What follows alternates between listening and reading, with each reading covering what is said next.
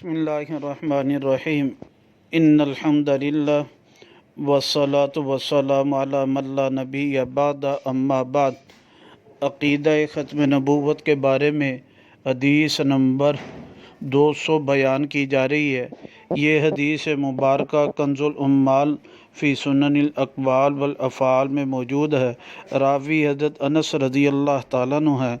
نبی پاک صلی اللہ علیہ وسلم نے فرمایا، اقتدوا بالذین من بعدی من اصحاب ابی بکر و عمر، تم اقتداء کرو ان دونوں کی میرے بعد جو ہے میرے صحابہ میں سے۔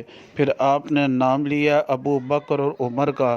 یہ آپ علیہ الصلاۃ والسلام کی وصیت تھی اور ساتھ پیشن گوئی تھی کہ میرے بعد جو ہے کسی نئے پیغمبر نے نہیں آنا، کسی نئی شریعت نے نہیں چلنا، نہ نیا دین آنا۔ جب نیا پیغمبر نہ آئے گا تو نئی شریعت نیا دین بھی نہ آئے گا۔